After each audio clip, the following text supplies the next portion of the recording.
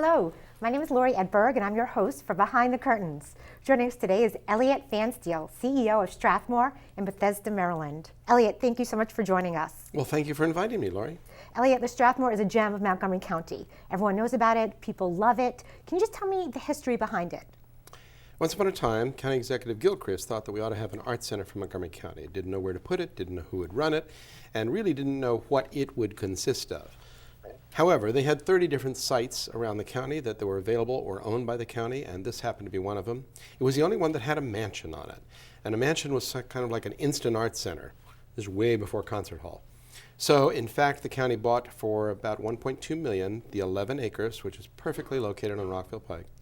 Location, location, location. Yes. Right next to a future metro station, but not at that time, with a $300,000 mansion on it, which is stunningly well priced considering what it is. We got it, we opened it after giving it to the National Symphony Decorator Show House, who does the National Symphony's show house to raise money every year. They did it at that building. So ironically, the National Symphony was the first one in the building to redecorate the place. Wow. When the county redecorates, it's kind of all green. When the symphony, yes, they do totally really different. Yeah. So when they left most, of course, the furnishings, the paint and so forth, and we opened as an art center very quickly thereafter. So it was just the mansion initially? The mansion, 11 acres, and that's Right. it. And inside the mansion, there's a very special piano, isn't there? Well, there's a wonderful room. You walk in the front door, you turn right, and there's a two-story high room with organ pipes. And there used to be an organ that the Corby family had Sunday afternoon musicales with. How nice. There were also pews there because apparently they had a chapel service there, and there was literally a small organ. When they left, the nuns sold the pews, gave away the organ, and it became a perfect 100-seat little music hall. Very salon-like. Yes. And so we could immediately do those things. In the other rooms in the mansion, they begged to be galleries, and they are, all of them. Then we threw in a tea room, we threw in a gift shop, and we started renting it out for weddings. To be honest, the reason we were able to survive the first 15 years was because of the rental revenue for weddings and corporate events that house generated, because it made us able to run as a business. Well, it's so beautiful. You don't even feel as if you're in Bethesda. It seems as if you're in just a different destination. You know, in crazy Rockville Pike, you turn right into the driveway, Yes. and suddenly you're in an oasis of civility. And the sculpture gardens. I mean, there are... We slowly added those over the years. There's a sculpture garden out to the right that we gave ourselves as a present after about the 4th year. There's a gazebo out front that was our 5th year anniversary to ourselves. The Godelski family built that. And now we could do outdoor concerts with 1,500 people at a time. And that became our big outdoor space before we had the big indoor space. I see. So if I'm to understand correctly, it was first the Oyster family had their summer retreat there. Then the Corby family had their summer retreat there. And then it was taken over by a convent. And Holy Cross Academy. Yes. And then it went to the Association of Speech and Hearing, and then to the county, and then the Strathmore started. You're very good. I don't know anyone who knows that. Well, I like the history because I think good. it's interesting. The fact that American Speech, Language, and Hearing built their headquarters building on the corner and had to buy the whole thing, but didn't need all that property, allowed us, the county, at that time to buy from them those 11 acres in the mansion. I see. And then how did the music center start? Where did that begin? So after many years, 15 or so years of running this small, cute mansion with an outdoor facility that gets rained on regularly, we decided we really needed an indoor hall to do serious concerts. Right. You couldn't put an orchestra or anything like that there. So at that time, Doug Duncan was a county executive. He had come from the city of Rockville, where he was known as the arts mayor. I didn't know that. Okay. Yes, he was extremely prolific about arts in the city, and he brought that to the county. He actually was standing out front on a given night and said, you know, what would be great here would be some kind of a bigger art center. Wow. Well, that kind of invitation you don't pass up. Oh, absolutely. Fast forwarding, we got to the Baltimore Symphony needed a place to go because the city of Baltimore was shrinking and they couldn't sustain full-time orchestra presence, that's 52-week contract, without having a larger audience base. So they looked around Baltimore, said, what's the closest place with the best audience that you could get to within an hour's drive? Because if they get out at 11, if they're not across that line by 12, they have to pay another day to each of the artists. Oh, I see. Okay. We were by far the best place, and so they said, hey, could we come down here? Originally, they were looking at an outdoor amphitheater, quickly put that aside when they saw our indoor plans. Said, well, if you're going to build that, you need a symphony orchestra. And we said, yeah, we do. So without them, the Strathmore would be different, I guess. Or It would be different. I'm not sure it would even exist because that gave the political clout for the state to put up in the end, it was about $45 million from the state, $45 million from the county to build that building. Now, most people say, my God, $90 million is a lot of money, and it is. Yes. On the other hand, we have to remember, at that time, the state was building stadiums in particularly Baltimore City, Baltimore County area. And so this became Montgomery's Stadium, they I like to see. say, which was just like Montgomery County to have an arts center. Right. But in fact, it was the time, if we all remember, when tax revenues were flowing. It's the last time we'll see it in our lives. But at that time, money was big, and capital projects were popular because you paid for them, and then you didn't have to worry about them. Somebody else did. So every arts organization in Montgomery County went after arts money. We started before they did. We ended after, because our project combined was more than any other one. But you had everybody. You had Glen Echo, you had Imagination Stage, you That's had true. Roundhouse Theater. Everybody stepped up to a new facility. It's just that ours was bigger. And how did you step into this? So I came out of college as a psych major. We were talking about the fact Yes. there's no arts administration degree way back Right. then. I actually think psych is a good thing because all I do is spend time translating government into artist and artist into donor and I translating think it's a between- great major to have for this Absolutely. kind of work. Also sanity. That's Right. I came into the Department of Recreation as one of the people in the arts division, which was Street 70 and then became Roundhouse Theater under a woman named June Allen, a brilliant woman. I was running that arts program. The county looked around and said, who could build an arts center? Who could? Oh, here's a guy with arts in his title. And I was the only one with arts in his title. So they put me on this. I'd never done it before. I had no intention of coming over there. I was just going to get the committee started, get the plan set up, and go back to my job. In fact, behind my back, they made a deal with my boss, which was, can we have him, this is the committee, and if he doesn't like it or if it goes dead within a year, can he have his job back? And turned out the guy said yes. I said, oh, all right. Turned out I loved it. Why would you ever go home from a mansion? Right. And that's where it all Gosh. happened. So you did not dream of leading a huge art center in Montgomery County. It wasn't something on your to-do list, but it just happened. I and was the not walking perfect- around the elementary school playground saying, someday I want a Right. art center. No. Did you have a background in music, or was your family musical? My mother was a piano teacher. My father played the violin avocationally, but Okay. music was very much a part of our home. We all had to play something. I played the flute. And by the time I got to Tacoma Park Junior High School, Blair High School, I was the conductor of the orchestra and the band. I I was see. not a great flautist, I'd like to quickly add, and I knew that. Actually, I ended up going into musicals, choreography, and I ended up doing shows with Street 70, so I was more in the performing arts. None of it is a career. Quickly found out that's not what I want to be, but I kind of like being around artists and I like enabling them. And I Right. think in general, musicians walk about 2 inches off the earth because they're just so special. And that sort of led me into let's enable the arts as opposed to let's perform the arts. I think that's great, and you're right. Musicians and performers, they have an aura about them that do make them special. A little disembodied and otherworldly, but Right, but still, it's they nice to be produce around. things that are otherworldly. And how do you argue for funding for the arts when there's so much out there in terms of homelessness or giving to the poor, social services, mental health? How do you say, no, the arts really need the funding? I look at it as a quilt, as a woven tapestry. And you say that all of those things, which are all perfectly legitimate, and if I'm asked to give my dollar to this or this, I would go towards a human service. But the fact is, most people can give their dollar to this and this. And if you look at it carefully and you say, let's rip out all the threads that are arts out of this fabric, it'll be very tattered. No one will want to wear it or use it because it's not a full piece of cloth that supports the community. Arts are just one piece, but they're a vital piece. What do I think they give us? Well, I have 4 kids. Right. I've seen every one of them absolutely prosper. In fact, many of them now are like buried in the arts. It's a creativity enhancing thing. It says they see the world differently. They do walk a little further off the earth. They may or may not ever cure cancer, but the fact is that the quality of life that they're living and that therefore I can live watching them is greater than it would be without arts in the world. And I think, by the way, man will always be an artist whether he has the support or not. It's just fewer people get to look at it if you don't have the support. So it's a piece of a tapestry. I totally agree. And also, there's an economic argument for the arts. There is, and it's often used a lot. Arts councils and so forth say for every dollar that you spend here, it returns this. I think that's true, but I'm afraid that works in any manufacturing, any economic indicator. I think the real reason we do arts is because we can't not. And part of the something is human lost soul. about us Yes. as a collective or as an individual if it isn't given some kind of a canvas upon which to dream. Nicely stated. Yes, I I've done agree. it before. Right. What is the most frustrating part of your job at Strathmore? Interestingly enough, when we opened Strathmore, I thought building the building was hard. It's nothing compared to getting all the partners to play nice together, because remember, we have the Baltimore Symphony, we have the Levine School of Music, we have City Dance, we have the MCYO, Classic Youth Orchestras, Yep. and then we have a lot of other people that come in and use the building, keeping peace in the family, and everybody getting along together. That took about 3 years when we moved in. Now the challenge is paying for the overhead that a direct ticket or contributed dollar just can't cover.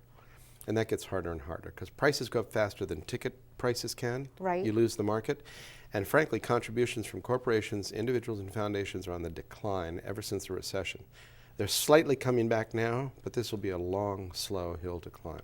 So the recession definitely affected Strathmore. Strathmore was so affected, as were most arts organizations. We mounted an emergency $2 million campaign, which we raised within about 16 months, mostly from our board of directors, to make sure that what didn't happen, which most people do, is to cut all the good arts you're doing that aren't necessarily profitable arts. Right, you don't want to do that. So that $2 million got us through 4 or 5 years worth of programming that otherwise wouldn't have been able to be held. And can you tell me not who's on your board, but what kind of people are on the board of directors? Well, I have this down to a formula, A, B, and C. First of all, because we are running a county facility, and it's important people understand, the county owns Strathmore. Strathmore Yes, doesn't. right. We own the furniture we put in there, and that's about it. Everything else is owned by the county. So the county owns that. The state helped build it, but they don't have an ownership piece of it. So we have a board of directors that has 6 appointees of the county executive. Okay. 2 rotate every 3 years. Then we have what I call the B's and the C's. I'll call them bucks and choice, credit, people with skills. So you need people who have resources. Of Boards of course. directors don't spend money, they bring it in. The staff spends the money. They set the general mission, but they need to be coming there to help the thing survive. And because contributed income is anywhere between 55 and 65% of anybody's budget, your board is your only primary source of that. So board of directors must have bucks, but they also have to have skills. So if I get a lawyer who can advise me, he can't represent me in court, but he can advise me, I get that benefit without having to pay for it. When we were building the building, I had an architect and an engineer on there. They weren't Right, the that just architect makes and the sense. engineer, but they caught some horrible mistakes going on that I otherwise wouldn't have seen. So it's a skill set, it's a toolbox. We have to take a break, but we will be right back, so please stay where you are. We'll be right back with Elliot Fansdale.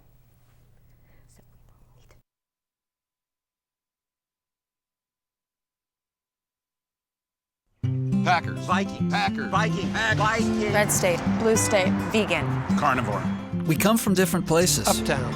downtown. Optimist. We come to different Half conclusions. empty.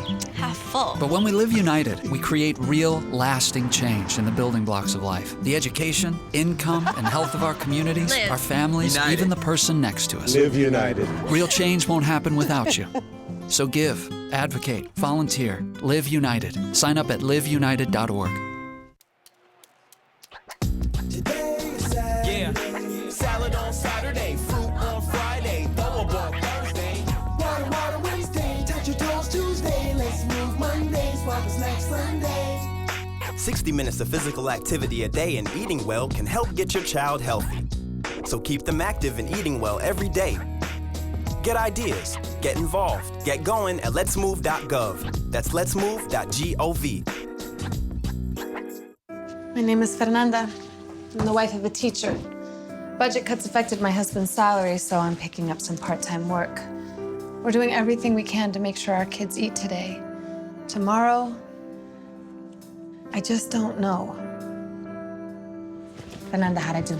Well, I usually fold the underwear first. I meant the acting, but good to know. Play a role in ending hunger. Visit feedingamerica.org/hunger and find your local food bank. Looking for these? You drive buzzed. It could be one very expensive ride. First, you gotta make bail. Then pay me to get your car back. Your insurance premiums will go through the roof. And my legal fees just keep adding up. All told, it could end up costing you $10,000. Nothing kills a buzz like getting pulled over for buzz driving, because buzz driving is drunk driving.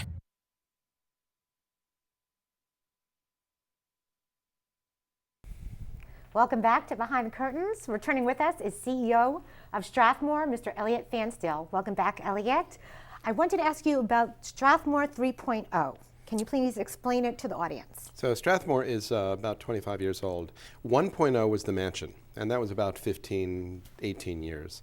Then we opened the concert hall, and the concert hall is 2.0 because now you have 2,000 seats and a legitimate professional concert hall with, I would argue, one of the top 3 acoustic halls in the country. That Yes. good, and that's because Simon Garfunkel said so, and all the other stars And that Baltimore sit on Sun stage. said so, I Baltimore saw, Sun yes. said, Washington Post It's said. out there. It's an extraordinary hall people don't expect to find in the suburbs. It also is an education center because we do have classes. We have 7,000 students a week coming through that place for dance, for music, for art, Strathmore's own programs.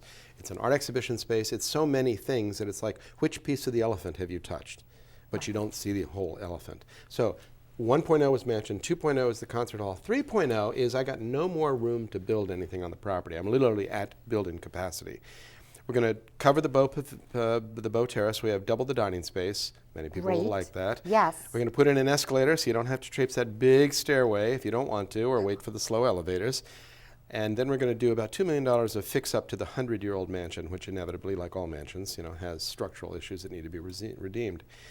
But the real fun here, the 3.0, is Strathmore isn't going to go build a bunch of art centers. We have those, and there's a lot of them around anyway. We want to take Strathmore's assets, its artists in residence, its knowledge base, its arts administration skills, go out into every city, every community in Montgomery County. First, look at what's already there and try to raise that up and help those people get better and be more seen. Then put our assets out there and bring them back to us and start a very lively network of Strathmore out and about.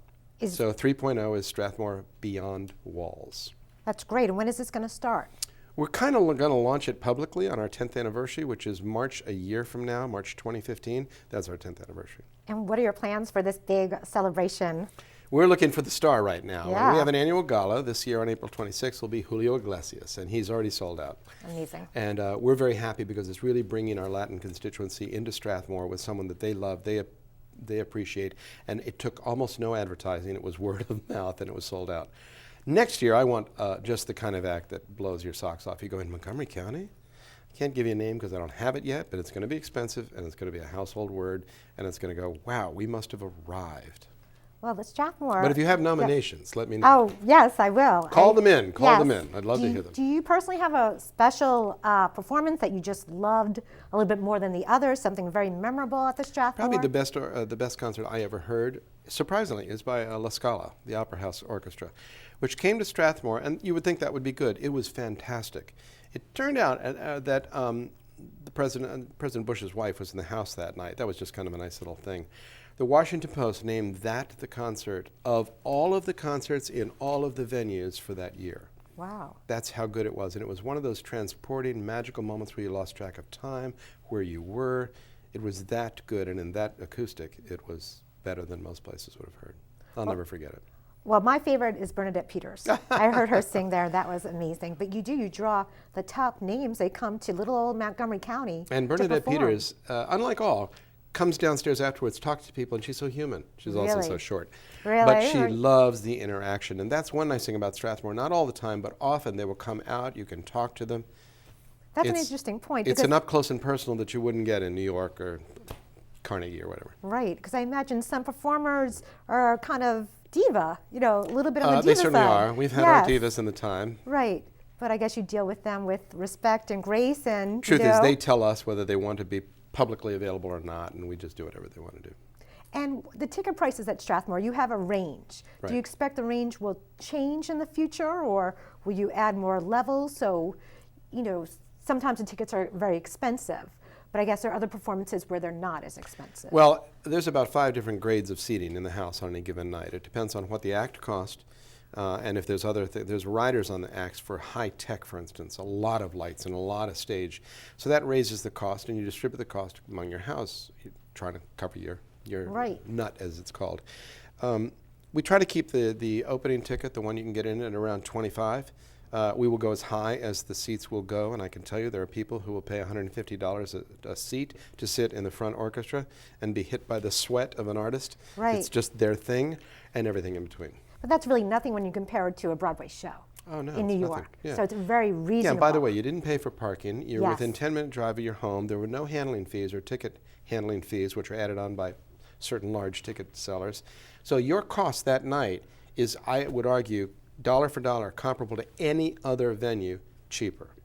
I agree. Going to the Kennedy Center, the first thing they do is hit you with $20 just to park, and it always puts me in a 22. bad mood. You know, Keeps going up. Right. But I mean, you know, it's funny Strathmore- though. People don't see that.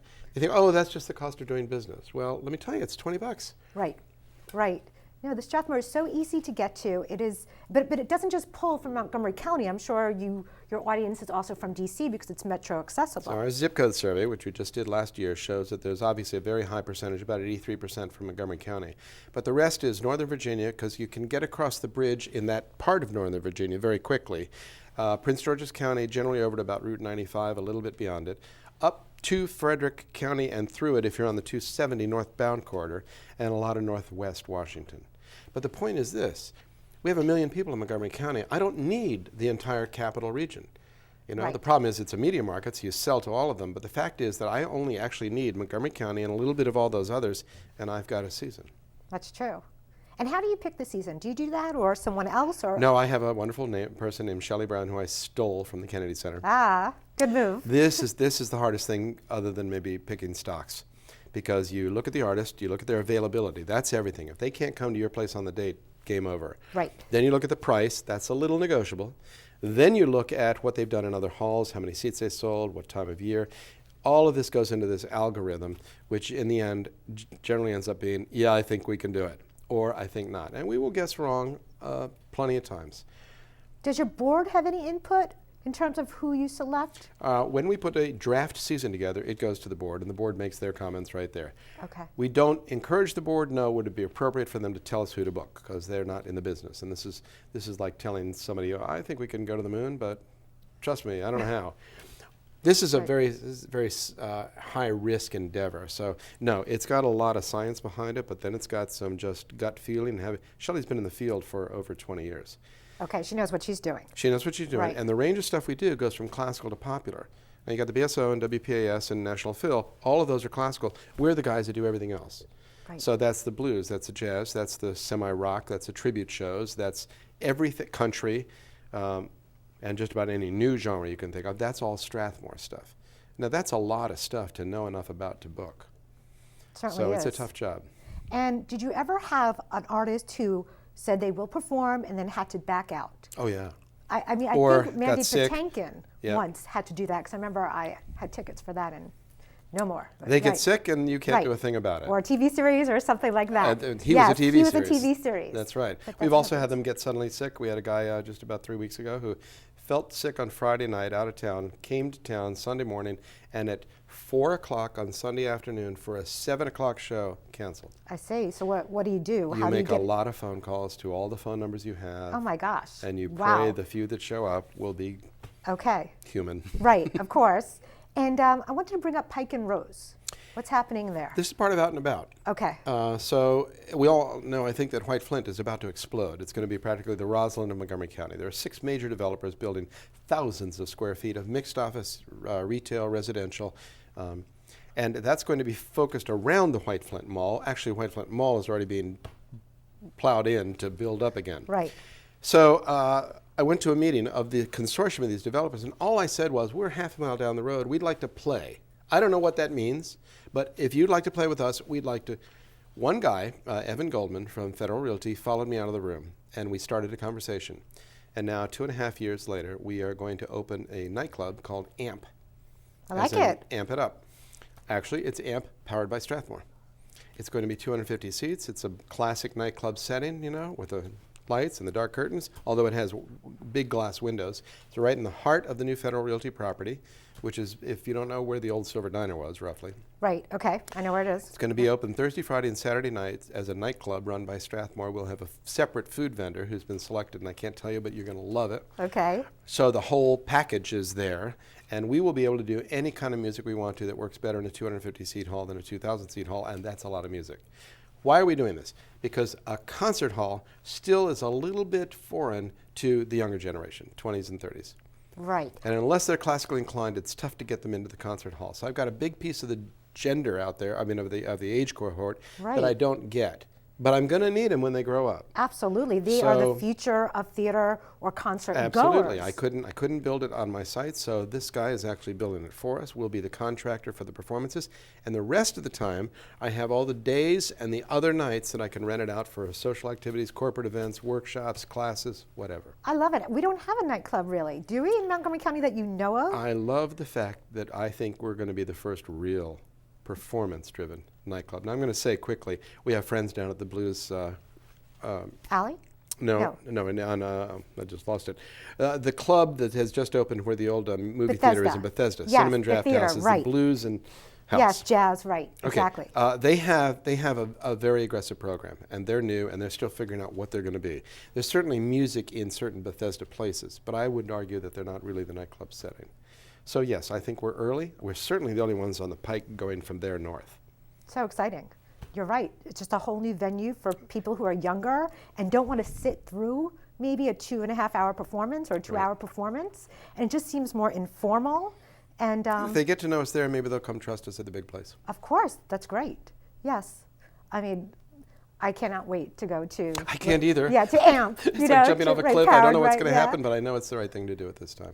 That's great. And I just I want you to tell me, what is a typical day for you? If you can quickly just sort of say, or is every day so different? I mean, you must go to performances constantly. So I'm up at 5:30. I'm out of the house by 6. My family's still asleep. It's better that way. I am at Panera, just behind Rockville Pike, and I'm sitting there for 2 hours in that booth doing email and doing thinking, writing, Good to drinking think, coffee. right? And occasionally people come to see me there, but I try to hide out. Because the minute I hit work, I leave at about 8:30. I'm 5 minutes from work. I've missed all of rush hour now. I can get to work, and then people. My whole day is with people, whether it's So staff you have to be a meetings. people person to have your job. I am a people person virtually all of the time. That's great. And then in the evenings, I would say, well, there's 160 shows a year at Strathmore. I'm probably at 80 of them. Wow. And You don't get tired of it because you enjoy it. I get the period between 5 o'clock and the start of the show is a little dip, long. right? yeah. Yes. But it's who I mean, it's like being in Times Square. You sit there and the world goes by. What a job. Wow. I'm We're not lucky to have complaining. you, and I'm you're not lucky to be complaining. there. And Montgomery County is all the better for having Strathmore a part of it. So It's a great place to be. yes, I want to thank you. We have to end our show for today. We thank you for joining us for Behind the Curtains. For more information about Strathmore, please visit them at www.strathmore.org. This concludes our program. I'm Lori Edberg, and it's been a pleasure hosting today's episode of Behind the Curtains. Thank you, Elliot. Thank you, Laurie.